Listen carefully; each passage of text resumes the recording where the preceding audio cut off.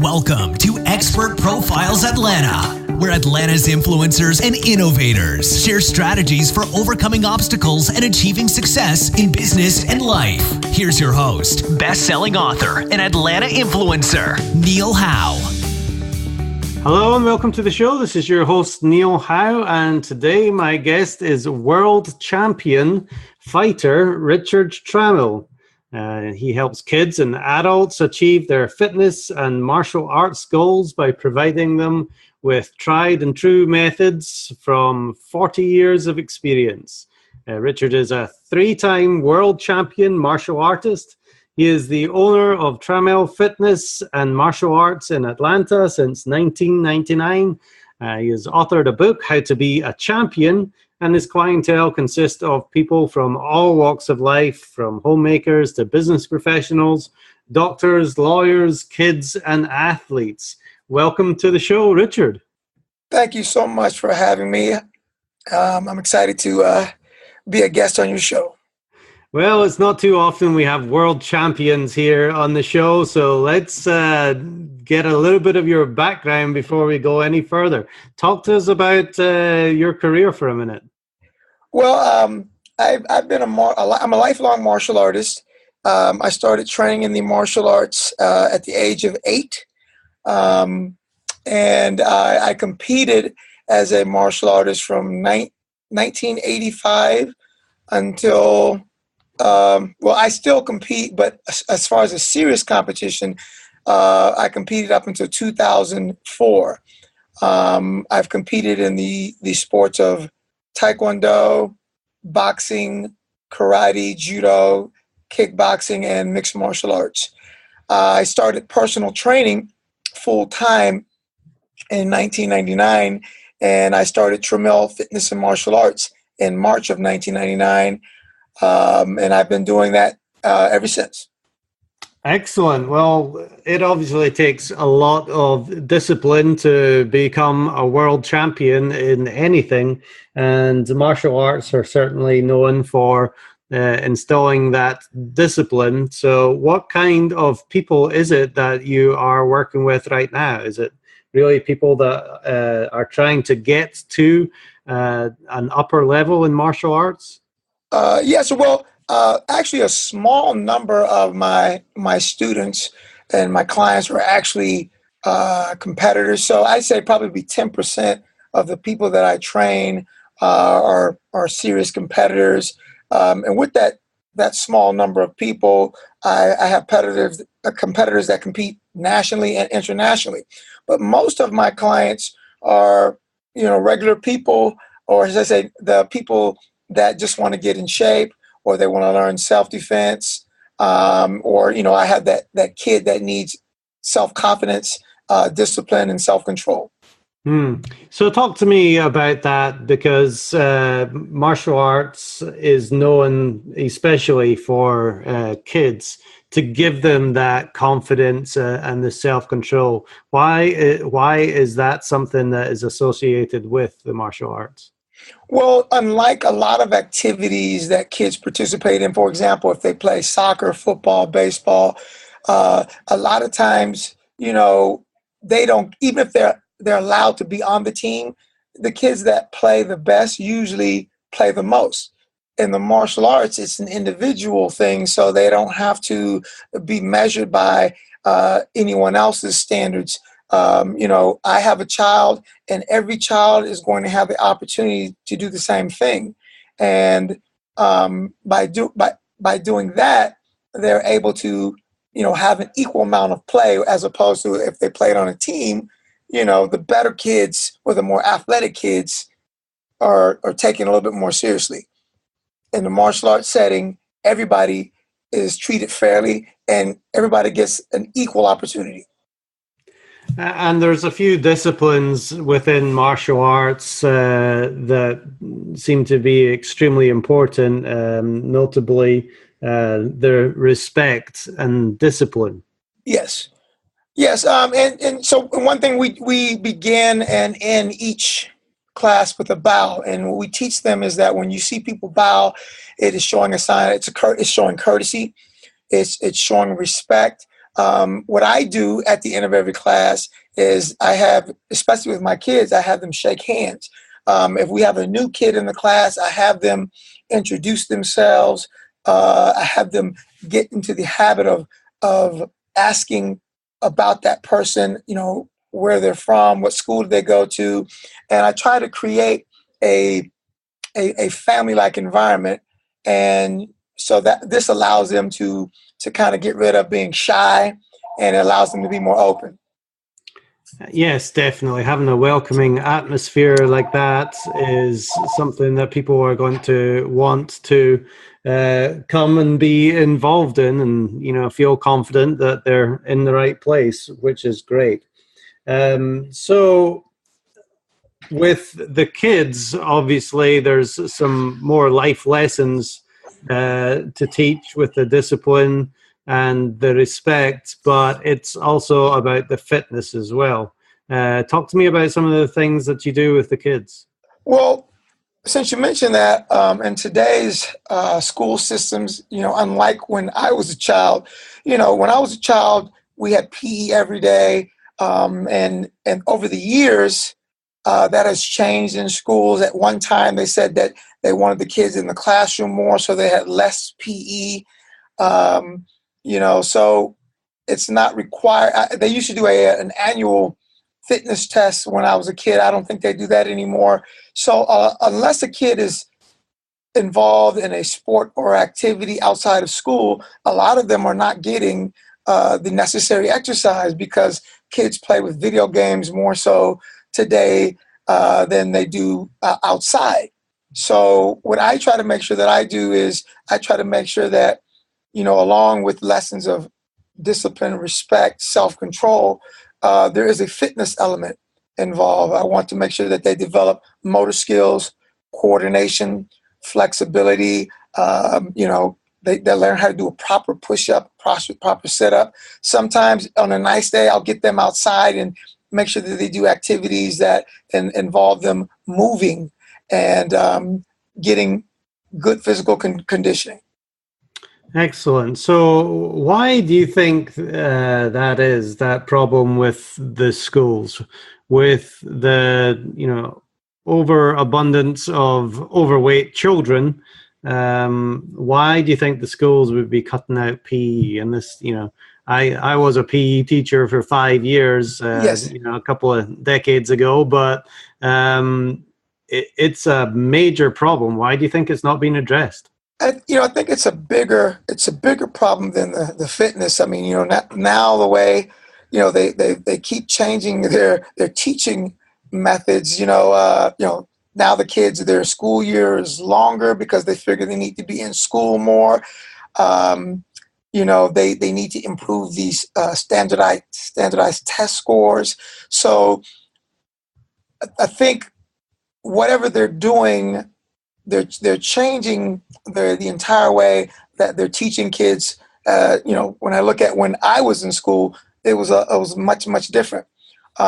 So they're making such a big emphasis on these standardized tests that they're creating, using teaching methodologies that emphasize increasing test scores, and they're neglecting the physical side or the physical development of the youth. So unless that child is involved in some type of activity like dance or some sport outside of school, the school is not going to give them what they need to develop physically. And it's an awful shame that it has gone that way. But, even outside of school, so many of these schools are given homework that, can last Right. for hours a night as well. There's just no time, which is a real shame. Yes, so sir. talk to me about some of the exercises that you do then with the kids in the gym. What does a general training session look like? So when the kids come in, they bow in and we do a warm up, and I teach them a lot of the old basic exercises: how to do a proper jumping jack, how to do a push up, a sit up, how to properly stretch. But because I have a a long martial arts background in different martial arts styles and sports, I also teach them things that will improve their coordination. I teach them how to skip rope. I teach them how to punch a heavy bag. They get to hit focus mitts to develop accuracy and focus. I use agility ladders. So I teach them, exercises that would be used in other sports. And the way my martial arts classes are developed are so that these kids can take these things that they learn and then they can apply them to their other sporting activities. Yes, definitely. Any of those basic coordination movements are very important for all activities. But it sounds like it's a lot of fun and you keep things very fast-paced and energetic. Yes, sir. Yes, sir. And what I don't want to do is, when I was a child, there was no such thing as a kids martial arts class. I mean, when I was a child, kids and adults, and I'm going back to the 70s here, kids and adults trained in the same class, and we would work out together. Of course, they would separate kids to the side, but, it wasn't that fun element. I started taking martial arts on an Army base, so it was, most of the people were in the military. So it wasn't a fun setting. And what I try to do is still keep that discipline that I experienced, but I try to add a fun element to it. Mm-hmm. So you also work with adults and you have some of them competing in national and international events. What kind of things are they competing in? So I have athletes competing in karate, kickboxing, and mixed martial arts. And I've had, from the lowest level to the highest level, I've had athletes compete internationally and all over this country. And the youngest athlete I have kids competing, and the oldest athlete that I've had compete was 64. And wow. He competed in they call it masters boxing. So he competed with guys in his age group in a national boxing tournament. That's tremendous. It's great to see people of that age that are just still active, especially in something as vigorous as boxing. Yes, sir. So that's tremendous. Now, talk to me about some of the misconceptions about the martial arts or the MMA. Well, a lot of the misconceptions when people think of martial arts, they just see especially when they look at the sporting aspect, the sporting aspect is primarily for entertainment.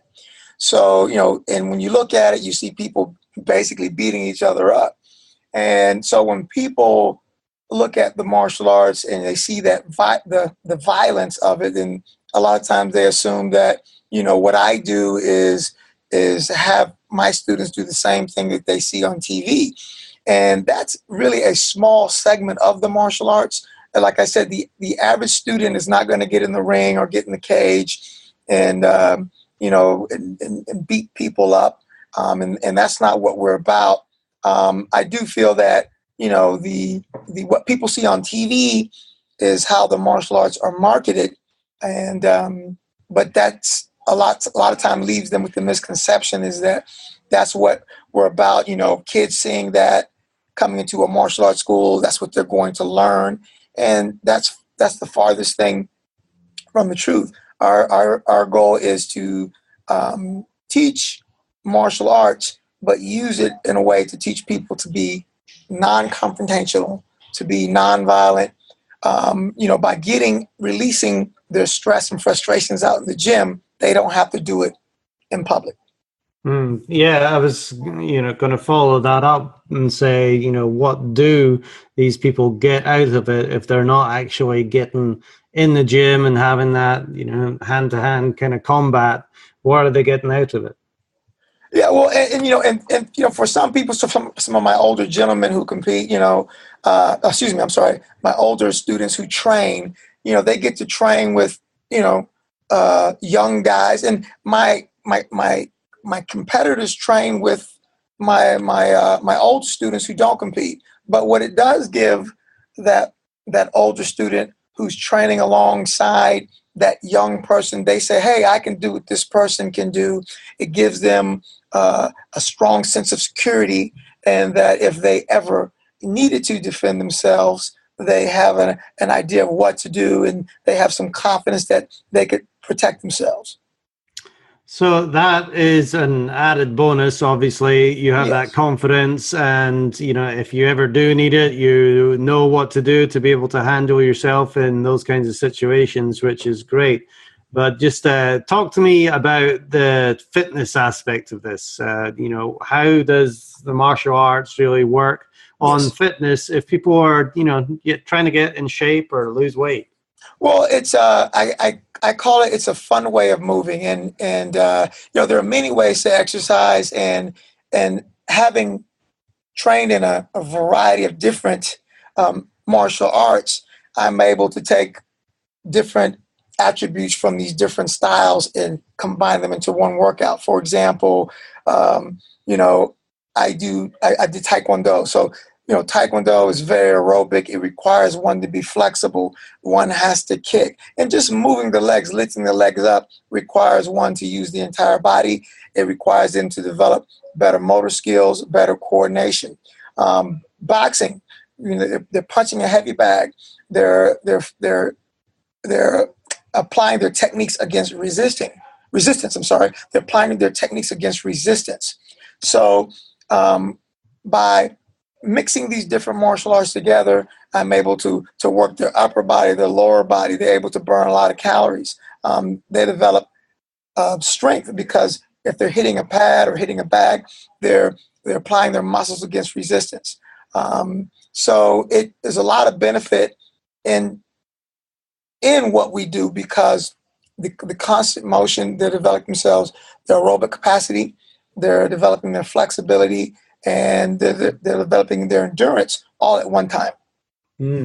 Yeah, one of the toughest workouts that I ever did was probably a boxing workout. You don't realize just how many muscles that you are using when you're doing all these exercises. You're really using your whole body. Yes, I was going to say, and the beauty of it is that, if I get you throwing punch and kick combinations on a target or on a bag, you're exercising, but you're thinking about the combinations, you're thinking about the punches and the kicks, and it takes your mind off the fact that you're exercising. It's not like if I say, hey, get on the treadmill and run for 30 minutes, you're running on a treadmill, you might get bored, so it's a great way of, people like to hit things. It makes them feel better. It allows them to, like I said, relieve stress, and they get their heart rates up, and they feel great afterwards. Yeah, it's definitely fun.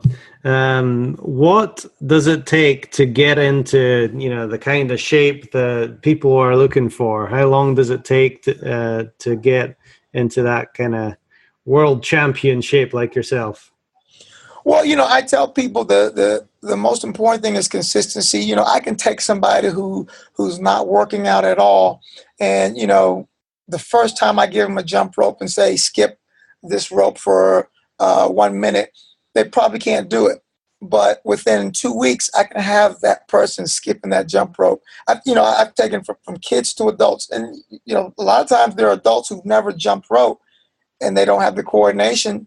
And I have a method of teaching anybody how to skip rope. So if I take that person, and like for myself, I can skip rope with no problem 20, 30 minutes. And I take a brand new person who can't do it for 30 seconds. Within 2 weeks, I'll have them skipping that rope for 2 minutes. Mm-hmm. So it's just once I get them, and what I tell people is that they learn by doing. And so when I get a new person and that comes into the front door, I get them warmed up, stressed out, and I just have them just go at it. And, I tell them to take their time, pace themselves, and they improve their reaction, their speed, and their endurance. It starts to develop quickly. So, Richard, what was the draw for you to martial arts? What was it that you liked about it that got you focused on this at a young age?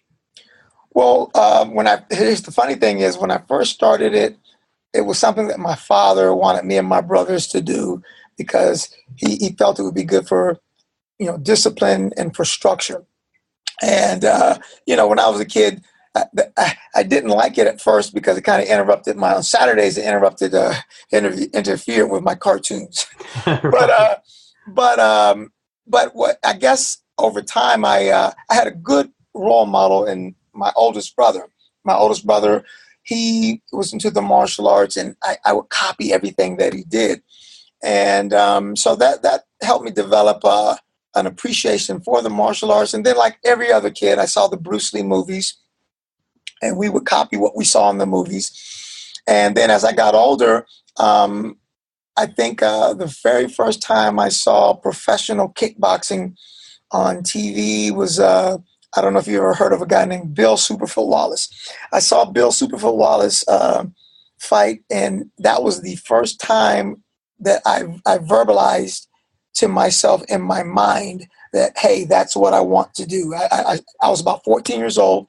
I saw this guy, Bill Superfoot Wallace, fight on TV.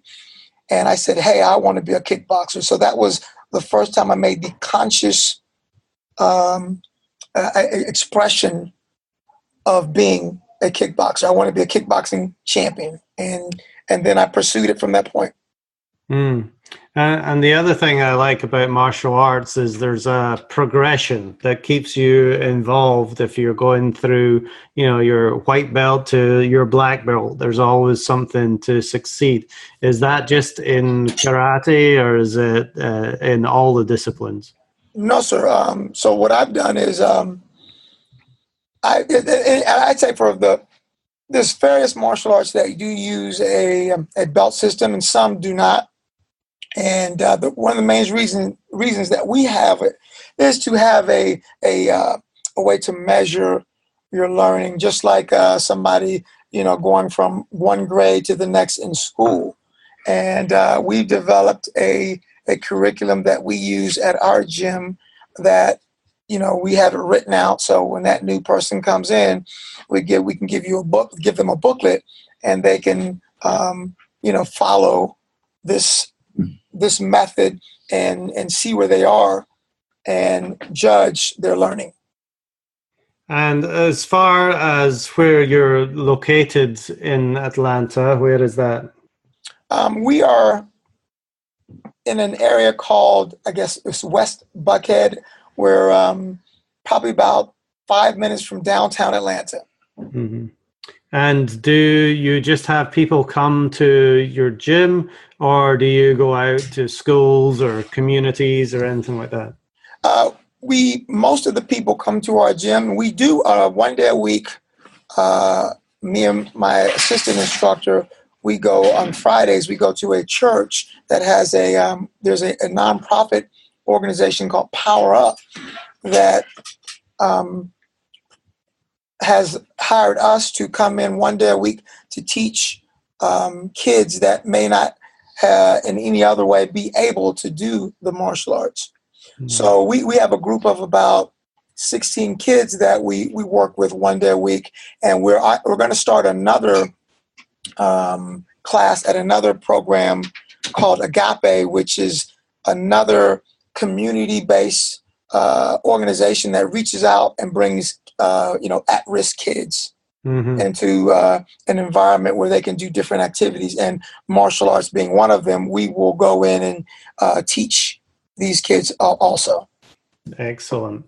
So, Richard, if somebody is looking for an activity to get involved, whether they be a child or an adult, what are the important things that they should be looking for as far as an instructor?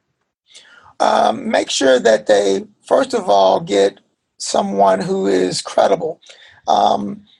Unlike, medicine, where, you have to be a certified doctor, or if you're a lawyer, you have to be certified through the state.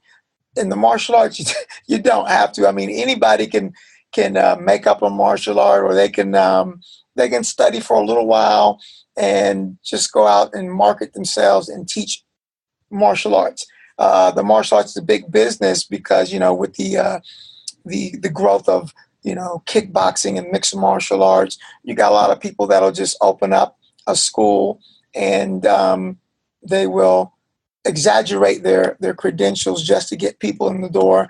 And sometimes people are not getting a good product. So I would just ask that they, research and find out about the instructor or talk to people who've trained with a particular gym or school and before they make a commitment. Well, you don't get much better certificate than a world champion. So if people want to get a hold of you, Richard, what is the best way for them to do that? Well, to find out more about my gym, they can go to my website. It is shidokan.atlanta.com. That's www.shidokanatl.com. Our gym phone number is area code 404-605-0094. And our gym email address is shidokanatl@gmail.com. And they can also find us. On Facebook at Trammell Fitness and Martial Arts, Shidokan Atlanta Dojo. And so those are the various ways that we can be reached. We also have a YouTube channel where people can go look up Shidokan Atlanta. That's SHIDOKAN Atlanta. And if they just type in that Shidokan Atlanta in the search, they'll be able to find our students working out in the gym, the competitors that I have. They can see them compete, and they can find out a lot more what we do.